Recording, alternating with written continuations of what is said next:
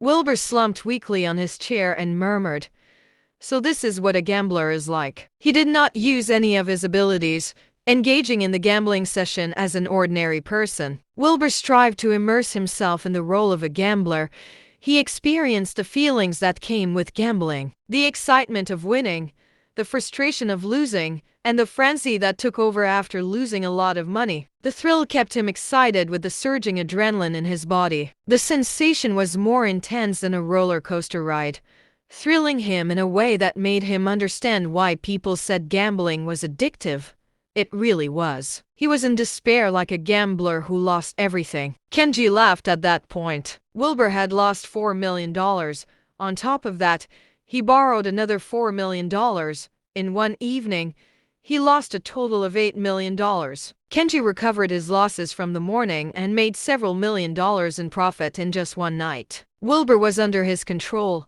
Kenji could manipulate him as he pleased. Meanwhile, Wilbur was secretly analyzing, "I lost $8 million in a single night.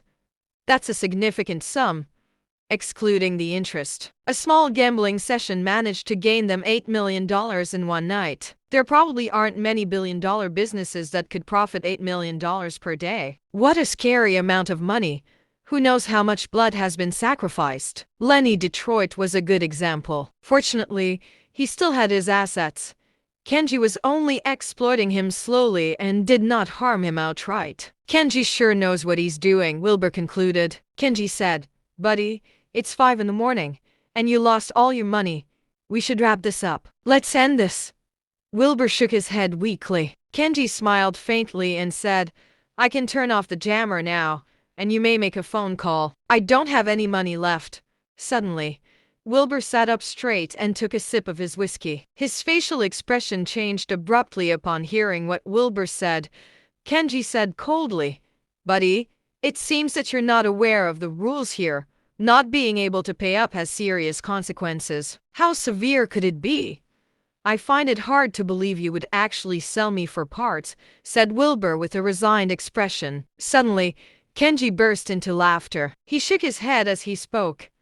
"Buddy, many people in the past had the same attitude. They tried to dodge their debts after losing, but they all obediently paid up in the end. For those who couldn't pay, their organs were harvested for others to use. Their remains are then fed to stray animals. Remember, you have a girlfriend and a family. They are also quite valuable." "Is that so?" "I don't believe you," Wilbur responded casually. Kenji squinted and spoke slowly. "You're still too young and inexperienced to be playing this game with me." Wilbur retorted, "You think I didn't know? The four of you colluded to rig the game. That's why I lost so much money. Did you think I was that naive?" "Buddy, don't even think about avoiding your debt after losing your money. I'll make you pay back every single penny you owe." "Guards!" Kenji bellowed, and 2 bodyguards stepped forward immediately.